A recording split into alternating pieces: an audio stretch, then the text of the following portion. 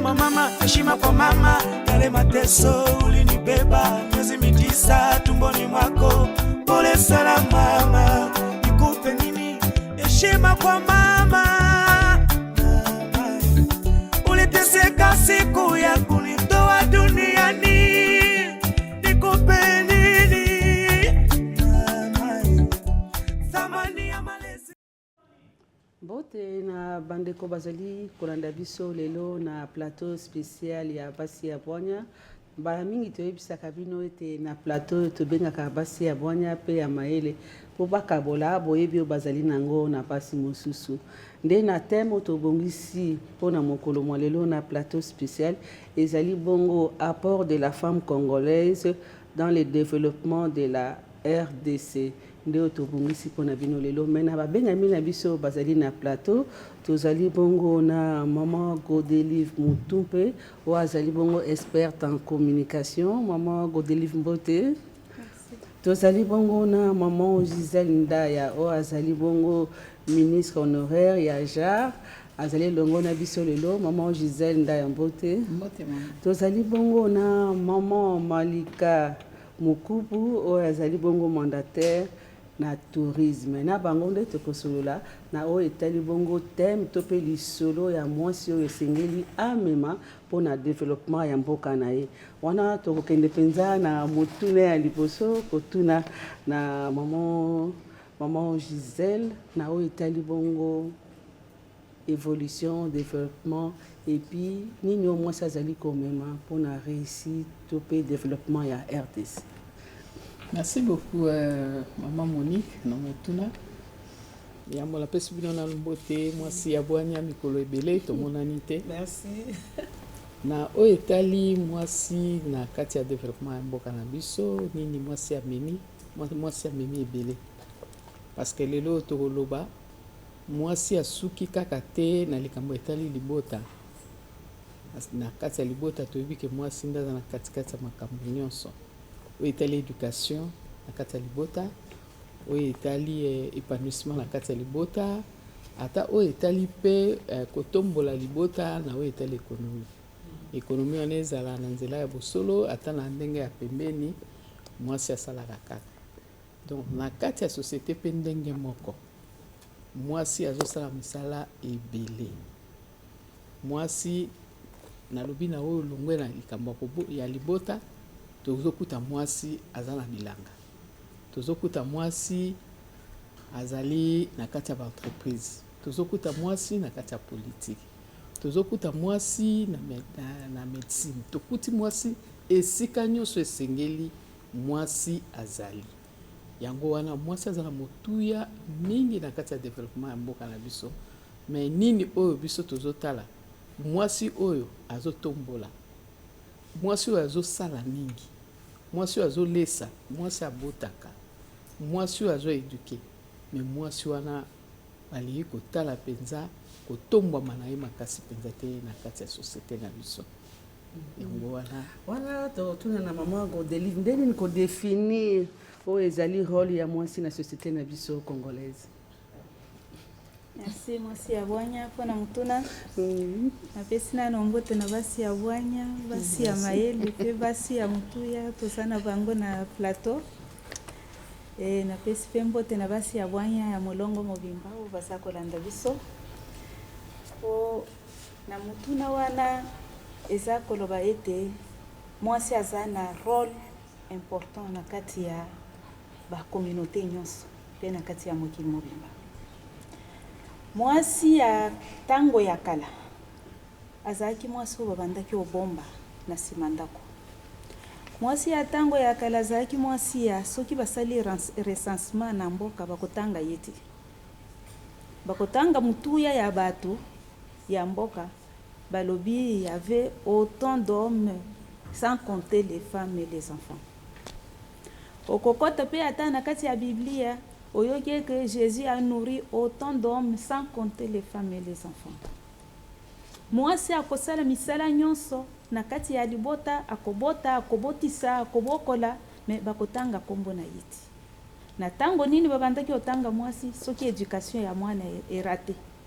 okomona surtout mwana mwasi arate esika akendeki na libala papa abengani ye kende na mwana na yo me mwana ake koreusir kuna makila na ngai donc na ntango ya lelo makambo eza lisusu bongo te mwasi ekomaki ntango moko basi na mboka ya bamindele kuna balobi ete te il faut totelema il faut biso mpe tobimisa moto na kati ya mai il faut apport na biso oyo eyebana esika mpe esengeli kointervenir tofongola mpe monoko toloba matoi oyo biso toyokaka eyoka mpe biso na ntango mwasi adeside afongola mpe monoko c'est pas toutes les femmes qui racontent n'importe quoi mwasi molakisi mpe abima akotelema mpe apesi cour bato balandi mwasi ministre mpe abima mwasi médecin abima mwasi diplomate abima mwasi akenda kolobela bamboka ti na molongo mobimba na basome lokola biso tokoma na basome ya ba Nations Unies azali donc lelo mwasi aza susu ya kolobela na nsima ya ndako te apport na ye emonani wana tokeye pa maman Malika est-ce que mwasi mpenza azali suffisamment formé pour assumer la fonction tozali koloba awa na mboka na biso actuellement tozali koloba tozali komona bango bazali ebele est-ce que formation ezali kolanda est-ce que ba modèle bazali kaka oyo baso basi bakomi déjà na sommet ndenge maman Gogeli valobi yango wana est-ce que formation ezali kolanda po ete basi wana bazwa molongo ya basi mosusu basi babimisi mito. Merci maman Monique. D'abord, merci encore pour l'invitation. C'est vrai, maman Gisèle Abouli, ça fait longtemps. Ça fait très longtemps. Mais nzamba sepeli asangisa biso lisusu po eteto solo la makambo oezo vraiment ko tenir biso à cœur oeza à propos de la femme congolaise nakati ya mboka na biso. Et pour Namutuna Nayo, je dirais que il y a eu quand même une évolution. Mais il y a encore beaucoup à faire.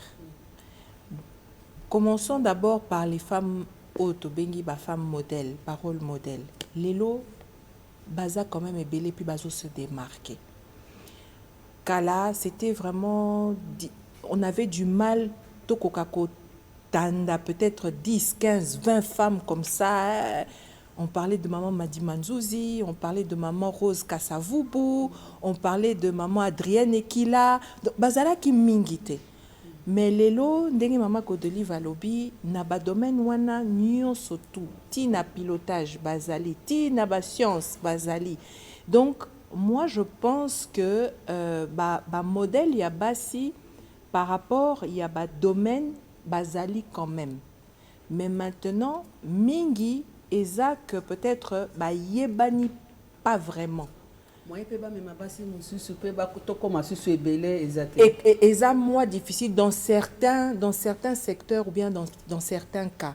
Mais en général, moi je dirais que les formations, il y en a aussi de plus en plus. Donc basi oyo bandimi ko bimisa mitu et que ba yebana ou bien ba faire connaître misala na bango na ba exploit na bango bazo sala de leur mieux pour te ba benda les plus jeunes ou les femmes qui sont aussi talentueuses et qui ont peut-être ba capacité na ba compétence pour être bango pe ba kota peut-être ba formation de manière formelle et informelle parce que mingi to eza oyo to mona kana miso yangonde tolobaka mais mingi pe eza na ndenga informel et salamaka eza na niveau ba organisme eza na niveau ba association eza na niveau ba groupe de femmes eza na ba mboka et tout ça mais ça c'est juste pas connu parce que nous le savons les choses qui sont visibles et les choses qui ne sont peut-être pas visibles mais eya kasiko ko botisa mbuma après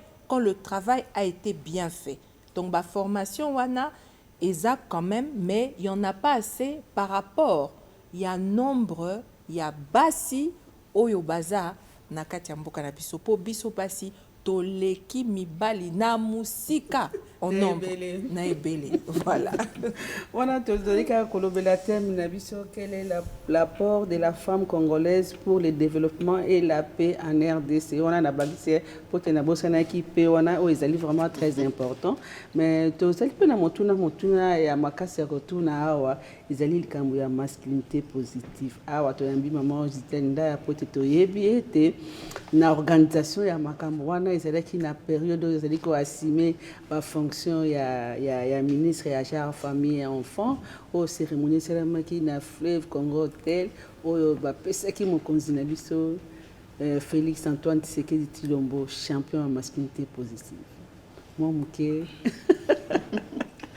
tomoni oyo lisusu lelo otikanga te nasepeli makasi na motuna wana parce que eza mpe occasion nalobela ngo na ndenge esengeli parce que tozoyoka ngo bato moto na moto azozwa ngo na ndenge na ye omoma oyo ekozala malamu te mpe ekozala sérieux te moto alobela likambo oyo ayebi te na bandi ntango nazwi bafonction na ngai na gouvernement ya sama ndenge tobengaki yango nakutaka dossier oyo na kati ya tiroir ndenge balobaka nakutaka yango ezalaki na sika ezalaki kokende te babwakaki yango nanu wana mais nzambe asalaki ke biso tokoma tokende kokundola yango totia yango na mesa totala bayaya ubia bamama oyo babandaka likambo yango na ngonga wana nakoki kowangana te mama oyo azalaki président ya Liberia Ellen Johnson mama Catherine Samba na bamama misusu ata awa na Congo pe tozalaki pe na coordonnatrice na biso ya makambo etali violence au niveau ya présidence mama Chantal Moulopo ye pazara na kati ya lisolo wana. Alors en tant que ministre Jean ezaki malamu penza na zwa dossier wana pona kotalisa ngo ekende liboso tosala musala tobongisa yango ngonga ekokaka.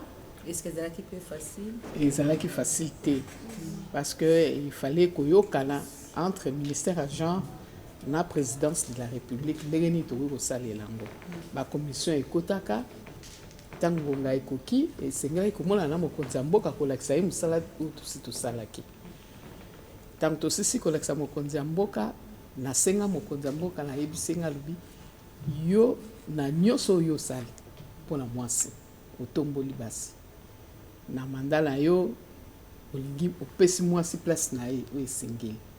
Alors oza mpe na ngonga oyo président ya Union africaine donc yo nde moto ya liboso biso tokosala champion ya masculinité positive.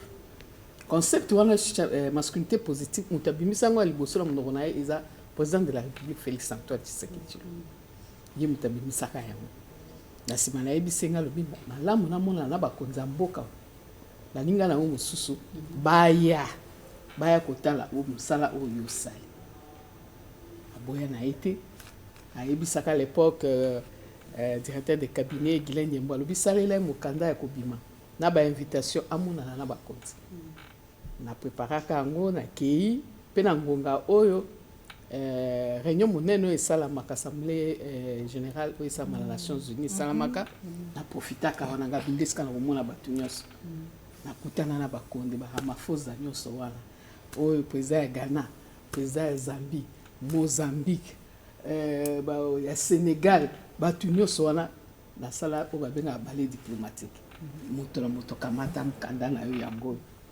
date topesi le 25 novembre oya na Kinshasa oya kotombola loboko ya Félix Antoine Tshisekedi Tshilombo esalamaka ndenge wana na esengo monene bato nyonso bayaka basepelaka mais après eza te ke totikali kaka na mokonzi ya mboka ye moko neti champion ya masculinité positive ndenge ye aza na motu ya mboka donc partout ailleurs na basecteur nyonso malamu tokuta bachampion masculinité positive bazala parce que concept wana elingi koloba nini elingi koloba ke makambo nyonso oyo bakokaki koboyela mwasi mpona kotombola mwasi oyo tolobi promotion ya mwasi ye lokola champion masculinité positive alobi te oyo mobali asali mwasi mpe akosala parce que bango nyonso batangi ba université moko otali compétence okopa otali esika mosusu mwasi compétence eza ya koleka otali production mwasi pa leki na kosala mosala koleka mobali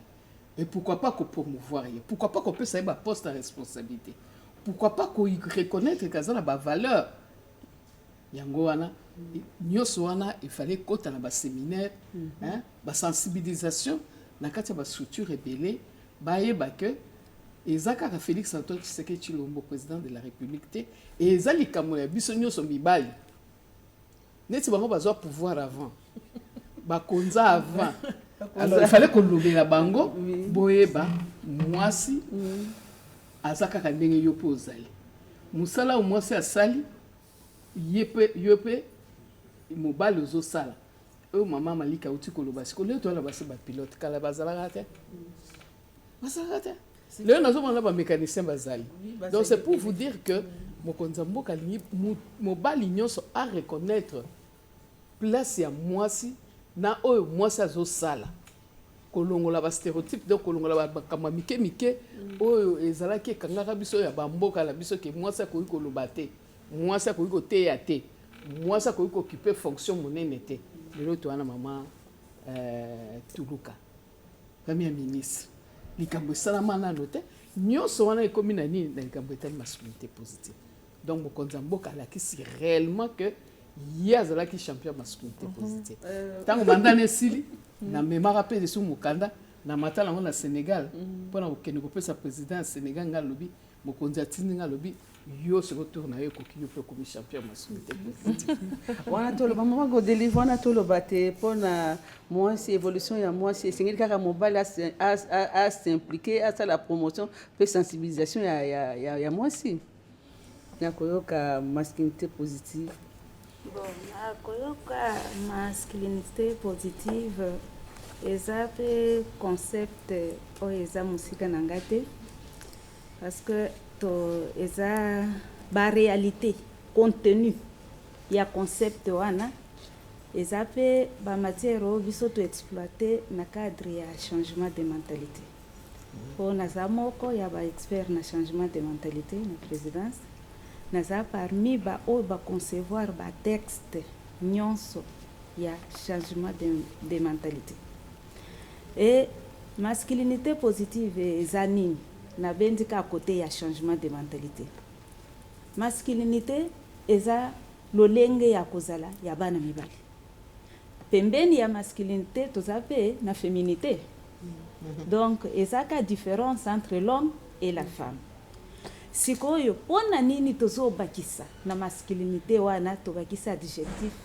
positif on parle de masculinité positive c'est que à côté ya masculinité positive ou bien avant masculinité positive masculinité négative ezalaki nde oyo tobengi ba antivaleur alors soki tolongwe na ba antivaleur c'est que tolongwe na négativité ya masculinité tokoti na ba valeur sikoyo nde to vivre masculinité positive antivaleur il faut ko relever yango eza lokola touti oloba boye na kala mwasi azaki considéré te et ta mosusu pe tango tozosala historique na biso ya mboka ou bien ya mwasi ou bien ya evangeli ya basi na mibali ou bien ya batu tomoni ete mentalité na biso ebandaki opesa mutuya na mwasi te soki badesidaki bapesa yango na mokonzi oyo bamoni sika eza ke bamoni différence entre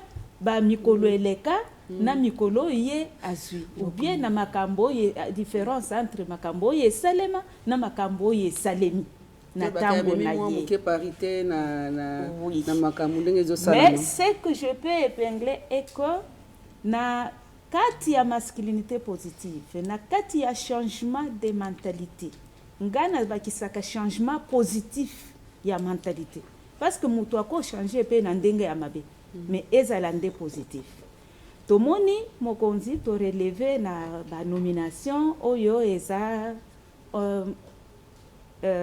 fréquente te ya makambo mususu oyo to vivre te pendant longtemps mais eza na makambo pe ebele na kati ya mentalité na biso oyo etikali mwasi aza koreklame oyo elingaki ezala ete na ntango tozotombola masculinité positive mibali nyonso base connecte na aura wana ya mokonzi parce que il est le premier d'entre nos hommes eza te ke soki ye abimi tokangi porte non il fallait champion mosusu ya masculinité positive d'ailleurs on venait de parler de ça mama alobi yango que il fallait mosusu balanda. Qu'est-ce qui a manqué pour champion mosusu babima? C'est qu'on a manqué la vulgarisation et la compréhension peut-être du sujet, ou bien décortiquer yango suffisamment ou bien élargir yango suffisamment de façon que tous les hommes se sentent concernés. Soki mibali s'impliquer dans changement positif ya mentalité.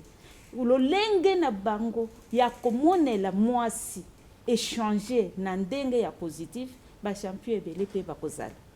Pe mwasi aza na besoin te pona développement na yeba sensibiliser ka mobali. Non, mwasi akoki pe komibwaka na mai ya féminité positive. Pourquoi pas? Wana toke pa maman Malika wana tolobake tozoluka parité te ceux qui déjà mibali wana ba appuyer biso il faut toka bwana bango 50-50. Bon, vous savez Eza, moi je dirais quand même, je vais d'abord rejoindre Maman Godelive, Nenga Lobi. Eza d'abord une question de mentalité. Mentalité, oyo, il faut ezala depuis le bas âge na ndenge ya éducation. Tout part de l'éducation. Comment les petits garçons sont élevés na kati ya ba famille na mabota pote akola nango. Po ekomate que lokola exercice ya ko banda sikoyo ko inculquer ko lakisa que mobali il faut azwa mwasi lokola aide semblable lokola égal à lui, et à ce moment-là je pense que ça ekobanda ko couler beaucoup plus parce que tout commence au berceau. Ozomona que exercice au maman Gisèle Ndaya Sali, avant elle, Mutumusou n'avait pas pensé à le faire. Siko Asali Ango, et comment Zoa Sikoyo, hein, moi on pleure. Touti Nango, il y a le mois passé, na mars à Wate, Tomoni, il y a eu quand même Bazaki 12. Hein, il y a eu 12 hommes qui ont été maintenant à leur tour, je dirais, diplômés ou couronnés par champion de la masculinité positive par le président de la République lui-même. Donc, Yemoko Siko, à son tour, a adopté Ango et Koti et Nakati Nae Pote Sikoyo à faire transmettre Ango Siko Nabamisosu. Maintenant, c'est à ces hommes-là, à leur tour aussi, de manifester cela. Nabalu aba travail na bango, na bandaku na bango, na katia société, na katia communauté. Alors, par cet exercice-là, je pense que les plus jeunes pourront comprendre. Parce que nous avons un sérieux problème ici, c'est que tu perds de ma valeur.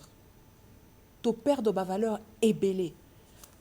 Masculinité positive, ezaka kate nandenge ya komona que ba positionner basi, ba nommer basi, ba pesi bango, ba tche bango na ba poste ba décision ébélée, que tu atteindre 37% peut-être, il y a ba femme na ba poste ba décision. Il n'y a pas que ça. Il y a aussi dans la vie courante. Parce que masculinité positive, c'est quoi? Ça va avec la galanterie, la courtoisie, le respect, hein, la dignité, le respect de la dignité de la femme, de son corps, de son être, hein, et même de son âme, pour ne pas qu'elle soit blessée. Mais est-ce que nous le vivons vraiment? Na Congo Oyo, les lots est commis. On parle de la masculinité positive. Il y a un manque de vulgarisation. Je suis très d'accord. De l'autre côté, il y a aussi un déficit et un gros manque côté éducation aussi. Côté éducation aussi, il y a un gros manque. Les lots, boy bisanga soki bakulu na wana o bakoma au côté la batu na bandaku au lieu bayiba bazo violer. Bayebi masculinité positive. lelo bokomona batu bazo wele la transport transco ba mama baza wana même peut-être des femmes enceintes bakotindika bango po bango bakota. Est-ce que ça masculinité positive? Vous êtes dans le milieu universitaire. Les filles en général sont beaucoup plus assidues à l'école et à l'université que les garçons. Mais moi, si jeune fille, azana maye le naya, azana makoki na inyo surtout pour réussir, elle a ses bons points. Mais professeur ou bien assistant à Kolinga a troqué maye le naya na effort na compétence na ye na promotion canapé ou bien na ba proposition moko indécente poté à l'équissa moi. Est-ce que c'est ça la masculinité positive? Ah, mais je le dis parce que c'est réel. Et ça, je pense que les lots, et c'est dans tous les milieux. Donc, moi, je pense que non seulement il faut vulgariser, mais il faut qu'on retourne aux fondamentaux. C'est-à-dire l'éducation. Il y a beaucoup de papa bango moko déjà baza ba démissionnaire. C'est que masculinité positive ango wana nandaku ozo exercer angote. Mais okei ba couronner yo. Et ça vous avez que ça un peu contradictoire et dans la vie courante aussi. Donc moi je pense que il y a vraiment on a encore beaucoup de travail à faire au niveau de la jeunesse, au niveau même dans l'école primaire. Civisme, patriotisme, éducation civique et tout ça. Donc les valeurs doivent recommencer vraiment. Il faut tout bête lango c'était, il faut tout zonge lango na ba valeur à inculquer na banana biso oh lelo ba komi belé katiamboka. Mais makambo biso tozolo ba awa. Est-ce qu'ils ont atteindre bango? Makambo biso to sala katan tokendaka. Ah oui, on a couronné tel. Ah oui, on a nominé tel. Pour la masculinité positive, pour la moussala mala moiseau sala et tout ça. On a eu un exemple ici que moi j'ai trouvé très louable. Il y a Excellence Liaou. Il est allé tiye moko ake komona mama wana oyo il fallait azwa mbongo na retraite, ça faisait des années azui pena mapamboli. Il ne faut pas oublier que la masculinité positive replace l'homme dans sa position dès la Genèse pour que cet homme-là reçoive les bénédictions de la femme. La femme bénit, et c'est la femme qui souffle sur l'homme pour qu'elle monte. Mais avec tout ce que nous vivons ici en RDC, hein? Maman Monique, basi ba komi soki kaka vous voyez un peu. Donc, il y a encore beaucoup de travail à faire. Ah, peut-être moi, ça zali pilier à développement. Moi, si est-ce qu'après on moi ça zali comme maintenant on a économie na biso. Peut-être le bela kaka ouais, to baluki mais total la paix économie, to zali pe ko le bela kimia, développement na biso pe zali important. Est-ce que moi ça zali comme mani? Maman Gisèle. Na économie ya mboka mama eza kutunika mba otuna lisute. Lelo yo soko tali malamu tali pena na miso ya bonzambe otala batu ba miso ya bonzambe parce que za miso soko tala boye ya kozi mais ya penzo vandi otali lobi oyo eza ya solo moi sinde siko asimbi libota soki okei na ba wenze nyonso oyo osali statistique okutaka ba mama nde ba yele bazate pona esengo bazali wana pona koteka kosomba po bakolisa bana batangisa bana bafuta bandako lelo oyo ndenge mama malika lobi papa mi bakoma ba démissionnaire ya solo ngala na mabota ya ebele na yebi papa bakima ba mama mais ba mama wana bazali bazotangisa bana bazofuta bandako soki okei pe na économie donc na misala oyo ya basi oyo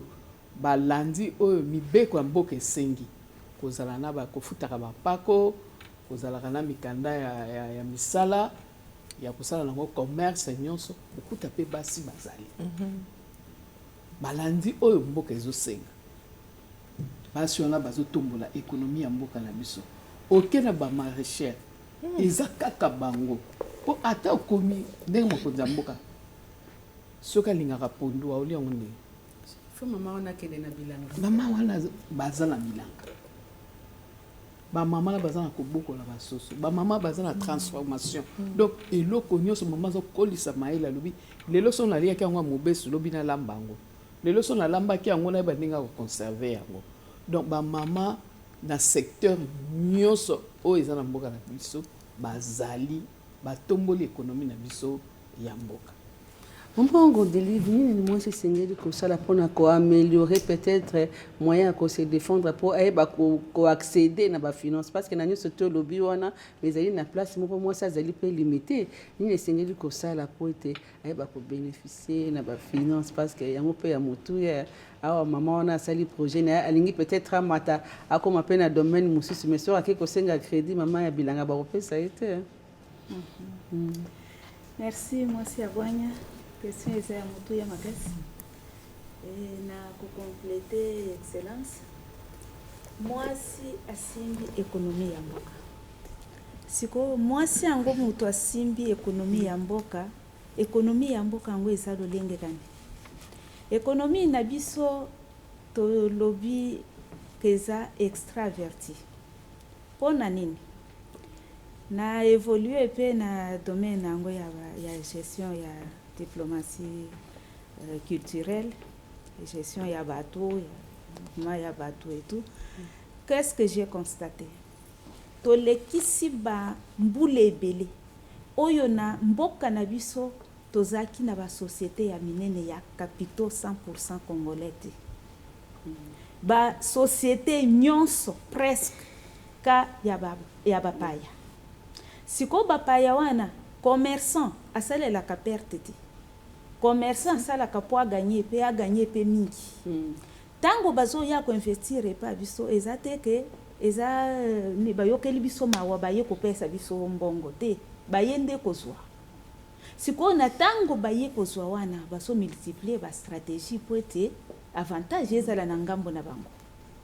Tango bango basana avantage sur le plan économique biso nde toza ya biso économie eza ya kokita na yokana mususu azo yebisa ngai biso tu profitaka na tango ya désordre na mboka na bino po biso ba économie na biso emata parce que na tango ya désordre tango bokolandela ta bisika ba bitumbezali okoyoka te ko babomi ba étranger misa tumine iba commerçant te ba omaka mingi ka ba congolais pona nini ba copier babomi batie par terre tout moi économie ya mikyo yelinga qui émerger pour être etikala lokola vide et pas biso na tango vide wana ezotikala pa o bayaki ba profiter ya bango économie nde epercer or ezo profiter na biso te mo pa nyonso amemaka kaka esika ya outi c'est tout à fait normal mais moi si akomi coincé na place nini azo évoluer nde na économie informelle. Économie informelle wana moyen abimisa mutu boye azala na condition oye sengeli pona kozwa ba crédit na ba banque ezati. Ya liboso biso toza na ba banque na biso ti. Ya mibale bakolo ba banque nde bango wana bapaya. Akopesa yo ata osali ba démarche ebele aye kopesa azopesa yo na ba intérêt oye ko permettre yo te o émerger nde okomona ba mususu basi basundoli ba marché yango ba mususu bakimi bakomi na banyongo bandako ba hypothèque keyi mutu économie yango ekomi par terre akende ki oluka lisungi akekomi boma bisoso pona nini il faut mboka na biso et disponibiliser ya biso ba banque oye ko permettre ete ba o baza ko évoluer na économie informelle bakota na formel ou semi-formel bazala encadré ya que soki azwi mbongo yango ayebande ko ya ko utiliser yango pourcentage pe ya ko récupérer ezala muke na échéancier pe ezala considérable sinon moi si il faut sikoyo ko parrainer ou bien qu'organiser bango na ba coopérative qu'organiser bango na ndenge ya kosalela mbongo wango na ndenge ya kobomba misolo mukie po de façon que azanga mokolo moko ti parce que soki économie ya mwasi ekoi économie ya mboka ekoi bana na biso bakotanga te mibali na biso bakozala na kimia te mboka na biso ekoexiste te tokozala lokola bapaya na mboka na biso wana tokozongisa moke moloba pa maman Gisèle parce que ye azali na etuluku ya bamama oyo azali koencadre nayebi te esalamaka ndenge nini mpona kofungola mpenza mwasi po ete ayeba kozwa développement na mosala azali kosala to bazali na badomaine ebele oyo ozali kokamba. Oui, basi bazali bazosala misala eloko mama uti koloba sikoyo mingi na informel donc bazosala misala ya kobombana na mosala ya kobombana wana ayebi ndenge ya kotombwama te parce que tozotambola na bamboka bapaya tozomona bamboka ebele esali bamutualité esali bacopec basali bamicrocrédit mpona nini mpona basi awa nazoloba awa ngai nazalaka na esengo makasi ya kozala na ngonga oyo nazalaki ministre mifek efungwamaka natiaka baaction moto ya liboso na kati ya nini ya microcrédit wana lelo tozoloba ezali ezosoutenir basi donc soki bamultiplie babiloko ya ndenge wana na kati ya mboka okomona ekonomi ya mwasi ekotombama eloko mosusu esalaka mpasi eza nini basi balingi kosangana te parce que okoki kozala na mbongo moke ye aza na moke eza na makambo esangisaka bango mpo basangana balobi bon biso toza na domaine neti tolobi totekaka tomate olokendaka koluka na kasangulu mosusu azokende koluka soki wapi tosangana tosala oyo ya biso association tobanda kokotisa batone na batone ya batomate mais ezala na kombo na biso basi bazali incapable ya kosala eloko wana komi kotia esika moko mayele komi kotia mbongo esika moko nayokaka mingi basala na zando na biso bazokende Dubai mais faut koyoka bitumba boni ese bima kaka po oyo akendaki asombi aye biloko oyo asombi ole alakisa biloko asolo oyo amemaki ake kozwa oyo aye ya kala abimisa pese baninga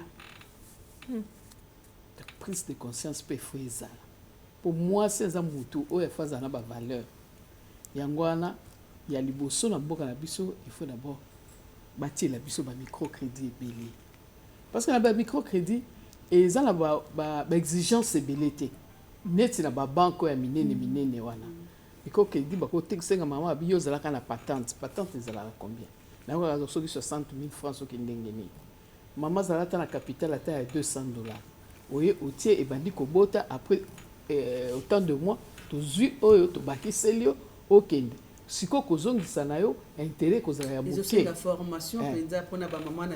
wana nyonso wana eza baformation ya makasi mpe bamama mingi eloko ngala mpona landi yango dernièrement esalaka nga mpasi namoni yango na Chéléon epai ya gérant oyo ya Chéléon hôtel asali yango azopesa bamama bacrédit asali baformation mais ntango kobima ozolanda bamama na nsima oyoka makambo azoloba mama oza na mosala ebele ya changement de mentalité azozwa mbongo ya bato olasala nango mosala ye akei na nalobi na mboni boyeko ya mbongo ya leta alie yango achange na adresse achange makambo nyonso ake na ye bino bolobi ke mwasi nde amemaka bénédiction mais wala moye bénédiction te oui malheur na mboka d'abord yango tokoloba su mwasi esengeli kosoutenir mwasi soutien femme ndelika mosusu tozali na ngwa ya motuya toyebi ete na baorganisation ebele awa tolekaki na mois de mars awa tomonaki masanga ya basi ebele kotelema basensibilisation na bateme oyo epesamaki mais est-ce que mwasi azali kosoutenir moninga na ye mwasi tozali na baninga mosusu ozali peut-être na makoki ya kokoma ya kosala baprojet mais ntango mosusu mpe na kopresente yango en public ozali na makoki wana te mais mwasi mpo andima ke moninga mosusu azwa place na ye ezalaka mwa pasi me tozali koloba ke mwasi esengeli kosunga moninga na ye mwasi na kote wana nayebi te napesi nanu na experte mama Godelive na motuna wana mwasi esengeli kosunga moninga na ye mwasi. Merci mama mwasi ya bwanya. eza pasi mingi po mwasi à soutenir moninga mwasi. Mais ce n'est pas impossible. Ezaka soki volonté ya ko soutenir ezali ekosalima. Soki tina ya ko soutenir ezali ekosalima. Soki mutu wango ya ko soutenir a manifester besoin ba ko soutenir. Pona nini mwasi azo soutenir mwasi moninga te? Mwasi oyaza tozana deux catégories de femmes d'abord tozolo. Basi o baza élevé na dignité. Na basi oyo baza na kati ya peuple, baza élevé te. Basi o baza élevé na dignité baza na besoin ya soutien ya basi mususu. Baza la kana besoin na soutien na bango na tango nini. Soki akomi na difficulté. Soki amoni que pouvoir na yezo tangé. Soki ayoki ke bazo remettre ye en cause quelque part. Botelema. Azaye moko tenda ko bimete bo soutenir ngai. Non. Il y a des structures là quelque part. Et bon monite ke basimbi mwasi kuna. Bon monite ke mwasi wana nde akomi mwasi. Ouais, wana nda akomi mwasi solidarité monani. Mais tango akomaki na poste wana.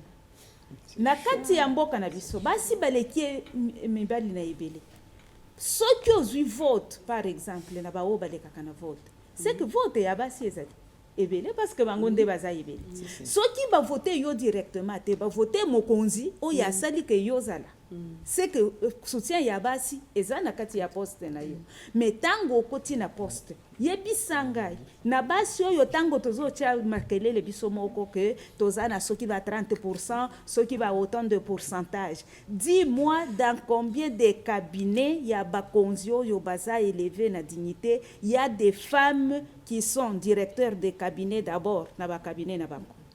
Dis-moi combien de femmes élevées en dignité ont 3-4 conseillères na ba cabinet na bango. Or si tu es là, tu représentes les femmes qui sont plus nombreuses que les hommes. Mais est-ce que le cabinet na yo composition ya cabinet na yo ce sont les femmes qui sont plus nombreuses que les hommes? Non. Soki yo bandi nanu ko soutenir ba oyo ba soutenir ki yo te. Bongo tango ekotange muki ozongi lisusu bo soutenir ngai bango ba koyoka na ditoyi mususu ba koloba lokolo zolo ba tenir l'assiette moi je mange. Et soki pe mutu alengi nzala ya ale akite alengi nzala ouais mais tiens bien moi je dois manger. Mais wana lisungi okozala ya soloti ekozala ta mususu hypocrisie. Tozonga sikona bawo baza élevé na dignité te. Nzambe apesaka kiti ndeza wana batu mibale bakofanda te. Nzela moko. Et il n'y a aucune autorité qui vient de Dieu. Soki nzambe asepeli lelo ezala mama Monique ngana kozala tour nanga. Si ça ne viendra jamais pour moi, c'est que Dieu n'a pas prévu. Il faut nandi mama Monique oyaza wana. Maman Monique pe bisika vandi wana aloba teke et yende super femme kaka ye baluka ki qualité ailleurs bazuité lokola yaza super femme il n'y a qu'elle qui peut être là non ayeba que avant elle il y avait quelqu'un et après elle il y aura encore quelqu'un souplesse kaka nangambo nyos sikoyo yo mama Monique ofandi ne bonga mutu ayebi nyonso na mokili azati mutu akoka azati na pa place ya faiblesse ozana besoin na lisungi nde soutien wana toloba soutien tolongola soutien na français tozonga na lingala ezande nini namona kango na miutuka na biso na cité okomi na place ya zelo boye kangami baninga botia poa nde soutien wana lisungi voilà tango bayaya wana bakoya kotia yo poa bakokende maboko pamba te pesa quelque chose. Ce qui est tu fais le malin dès que ça lui fout, yo wana ok. à 100 mètres là-bas mosusu eza benga bango lisusu soki bakoya bakoya te bakisa Non, c'est vrai, c'est vrai. Oyo baba bautoloba eza ya solo. Boyebi en même temps tango nazaki na nzela nazoya déjà na butu natali namoni ba nomination na Congo central. Est-ce que vraiment gouvernement mobimba mwasi obe moko basi na Congo central baza ya Congo central bazate pour renforcer pour na kosala équilibrage wana que des hommes et maintenant et allez-y un peu comprendre avec quelle mentalité maman excellence Carole Katazabou à kosala au milieu de tous ces hommes là quand il n'y a pas équilibre na kangi parenthèse sikoyo problème ya basi eza eloko moko makasi chef de l'état na kati ya pensée na ye wana kaka ya masculinité positive akwesi mibeko eketi na kati ya partout balobi ba parti politique il faut participation ya basi il faut basi bacha mitou ba se présenter et tout ça tout respecter parité et tout et tout et tout. Mais vous avez vu comment les femmes ont été mises de côté à la dernière minute. De un. De deux, en pleine campagne électorale, impossible pour les femmes, moi si, à accompagner, moi si oyo ake ko se présenter. Pour quelle raison? Donc, il y a aussi un travail à faire. Na kati ya moi si et moko. Très peu sont les femmes oyo ba comprenant que pour avancer il faut pas avancer ngamoko il faut na benda on avance soki nga na komi na bendi bino on avance bandona mais c'est comme ça parce que sinon je vous assure il y aura une telle cassure gap moko makasi libulu ekozala et ça va ekobanda kopé ça vraiment ba sérieux problème parce qu'effectivement au moment où celle qui a été élevée ou celle qui a, je dirais entre guillemets, ba oyo, baza na likolo ou bien na bakiti ya kibokondi. Au moment de difficulté, bakota la nasima, il y aura personne. Maman Gisèle. Na motu na wana solidarité féminine. Eza na mona musala ebele. Parce que balobali comme ndenge ezali. Tobomba, tozwa pe résultat. Maintenant, nous devons casser les œufs. Ndenge ba français baloba. Évaluation, il faut ça la maintenant nous na biso mo d'abord basi. Parce que tout ça les plaidoyer makasi ya to qui peut ba poste à l'école. Na zuina nous exemple ya ngai moko. Po na ko koloba kamba mutu musute. Naza lelo présidente du conseil d'administration quelque part. Nathalie na gauche, Nathalie na droite. Est-ce que question bazo poser au ngai na ko koloba. La musi pena moto la ngai na lobi na koki koloba. Lelo yo na esika nazali na matisi basi. Pe nazo bunda bitumba mingi ti lelo ya mwasi atombwa. Epai na uta eza kutulisula ko beta te na tombola mwasi makasi. Mais sikoyo ngai ndenge nazaka likolo na tomboli. Bao ba tombwami sikoyo bosali nini na bao batikali na nsima. Otomboli moto opesi ye olobi yo komi mokambi ya eloko boye. Otikeli ye yango. Opesi mokongo ya longoli bato nyonso. Atie bao ya ye. Ozomona ke tozosala musala ezokende liboso te. To musala osala ezali bena ba maman. Ba maman baza epele ezala pe ba misusu ba tombwami akangi porte na baninga. Obenga ka téléphone elilaka ya mbaraka. Téléphone wana ekomi na ba assistante na biso. Wana peza likapo. Siko ntango ko lamuka ya makasi. Obenga nani? Siko ko benga biso toya konzi wana telefone na yo kako ngala bengaka wana nde koleka mukolo wana te biso basi photo zonga nana to vanda ndepeli lobana oyo ya suka ya pote basali biso singi tokomi na suka penza ya émission na parce que nangi kutu na moni ba mama batambolaki awa mikolo mibale ezali lobi bi après lobi avant-hier pona oyo ekomeleaki premier ministre na biso na sepele makasi na initiative wana mais nazongaki na bomoto mpona tuna soki tosalaki yango mpona ye tozala bamisusu mpe misusu oyo tokoki kosalela te oyo balekana na oyo ya koleka lokola oyo ye amonaki wana mokonzi na biso ya mboka oyo bapesa manda oyo asali biso tozala bamama bafingi ye na bareseau sociaux nyonso mama oyo aboti ye mwasi oyo ya ye ya lokumu ya mboka eza mpe na bamisusu basi Janine Mabunda apene basimba ye na bilamba namona bongo bao bazokufa midi tongo pokwa na est totamboli mbala boni na boyi te initiative eza mabe te eza malamu makasi mais toyebaka ke eloko tozosala ezala mpe ezouta na kati ya mitema na biso tosala yango pour toujours mpona bato nyonso topona te parce que soki toyei kopona nde toyei kobebisa makasi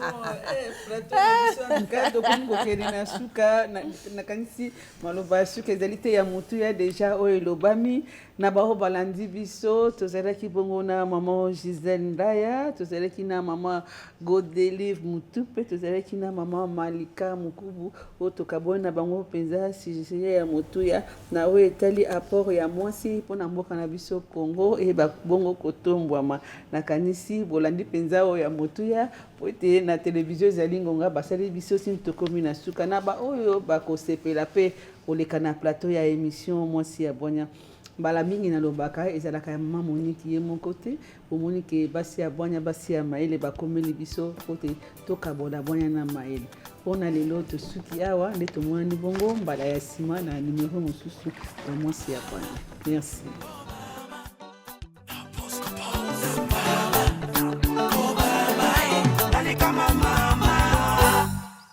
Oyelali kama mama, heshima kwa mama, yale mateso ulinibeba miezi mitisa tumboni mwako. Pole sana mama, nikupe nini? Heshima kwa mama.